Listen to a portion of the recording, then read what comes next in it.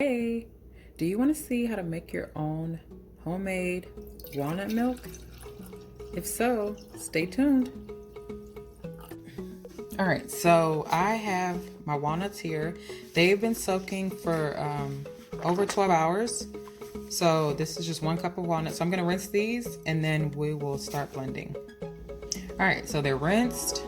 I discarded that water. You don't need that water for when they were soaked. So I'm just gonna add 2 cups of filtered water. So because you're going to be drinking this, you want to use the water that you would typically drink. You don't want to really use faucet water, but if you have filtered water, you can use that. So I have my 2 cups of water, and then I have my 1 cup of walnuts.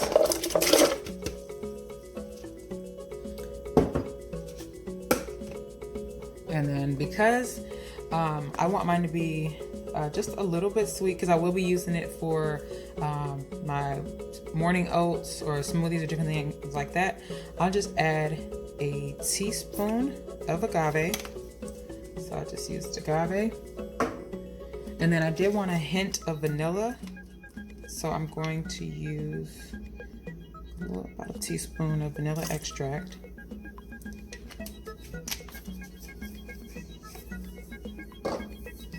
And then because salt sometimes enhances the sweetness of something, I'm just gonna do a little sprinkle, maybe 1/8 of a teaspoon of salt.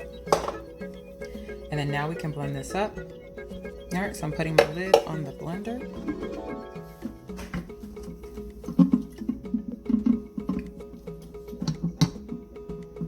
And I'll give you a different view. All right, so here's everything before we blend. So I'm gonna start blending. Make sure my lid's on tight. All right.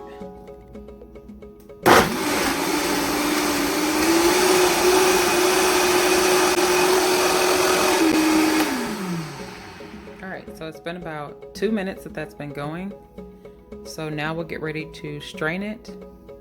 All right, so this is my setup, because just in case it comes out. And then I have my milk bag. There are different types. I actually have like other ones, but that I keep. So like you can use different bags for different purposes.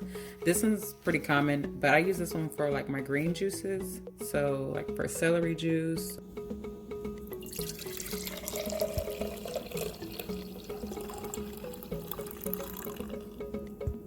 Or something like that. But that's what I use like these ones for. The milk bag really makes sure that no particles come through. So that's why I use this one for my my nut milks. All right, so we're gonna get this bag just around here. Make sure we have a hole to pour in, as you can see.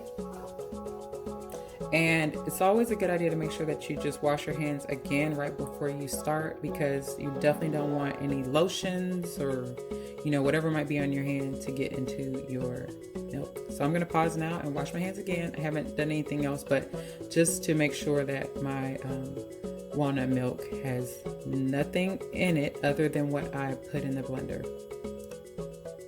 All right, so I'm back. My hands are kind of air drying, but we can get started.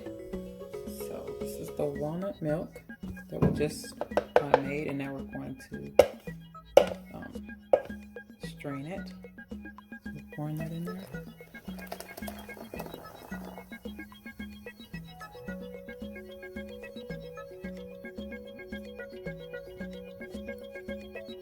All right, you're gonna get it looking there.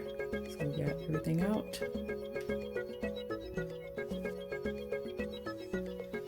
All right, so we'll rinse that out later. Start straining with our clean hands.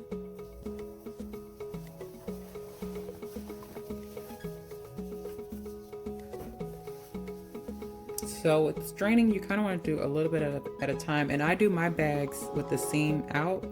I'm just weird like that, so I prefer my bags inside out and I can see the seams. So that's just a simple,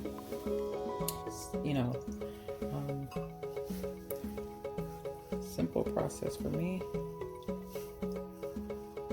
And because it is a nut bag, it's going to be a lot harder to get the milk out than the other bags because they might let more particles through. So if you do get the milk bag, you just have to be more patient.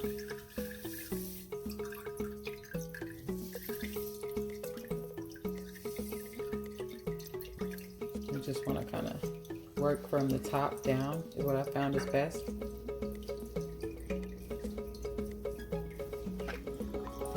So you can let a little bit come up in this top part right here, and then you can just squeeze that.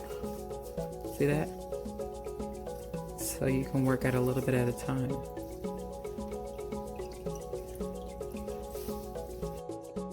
I've seen is sometimes if you twist too much, people burst their bags, and I'm sure we don't want that.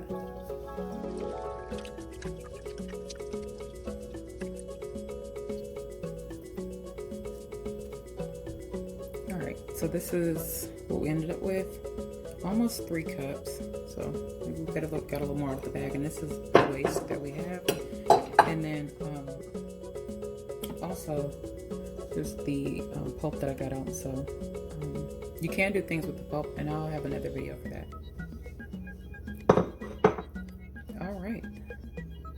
So now that we have our milk, I like to transfer it to a container that'll be easy access for everyone in the household. So I'm just going to be putting it in this, and it has a really good lid, so we'll be able to enjoy it throughout the week.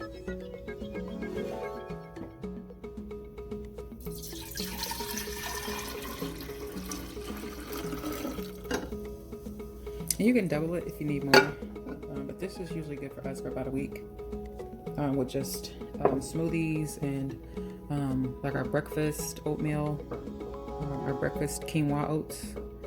So here you have it.